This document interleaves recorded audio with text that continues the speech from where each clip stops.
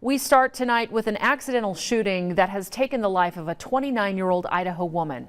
Authorities say Veronica Rutledge of Blackfoot was shopping with her 2-year-old son and her nieces at the Hayden Walmart when her son got a hold of her gun.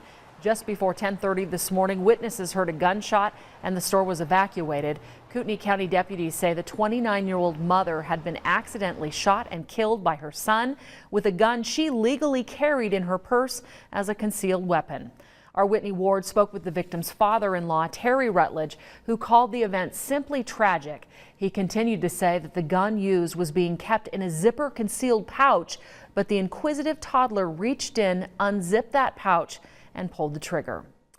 The question tonight, how could something like this have happened? While it's not entirely rare for small children to get a hold of their parents' guns, one local gun expert described this accident as a perfect storm. Ryan Sims looked into how rare this shooting really is, and Ryan, one gun expert with years of experience, even told you she's never seen anything like this. Yeah, that's exactly right, Dana, and it is coming from someone who's owned a local gun store for 20 years. We've been looking into the mechanics of this shooting since it happened this morning, and at every turn, really, the accident is highly unusual. Of an eye. One moment a 29-year-old mother is shopping with her family, the next she's dead from a bullet, accidentally fired by her 2-year-old son. Beyond the sadness of this accident, there are lingering questions tonight about how a toddler could have caused such a tragedy.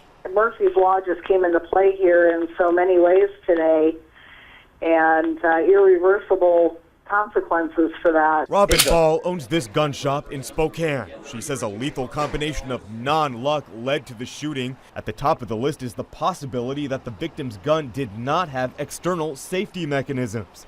While it's still not known what type of gun was used, gun experts like Ball say many newer firearms no longer feature outward safety measures.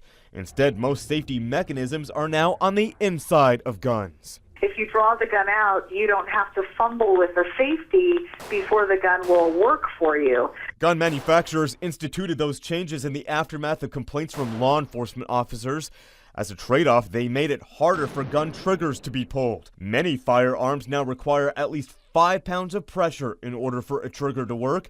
That's nearly twice as much pressure as an older gun. A couple pounds of pressure makes a lot of difference when we're talking about the weight of the trigger. But Ball says that point could be the most shocking aspect of this tragedy. Here you have a small toddler with tiny fingers, and yet he was able to exert enough force, at least 3 pounds, for the gun to fire. Ball was also shocked that the boy managed to grip the gun in the first place. Their fingers usually don't reach the trigger. They'll turn their hand around and get their thumb on the trigger. In this accident, the boy was not only able to grip the gun, but he was also strong enough to pull the trigger, ending the life of his mother. And to add to that perfect storm is what the victim's father-in-law is saying tonight. As we mentioned at the top of the show, he is stating that the toddler was able to unzip a pocket in his mother's purse, grab the gun, and fire. Again, police are still investigating how this tragedy unfolded, and there are still more questions than answers tonight.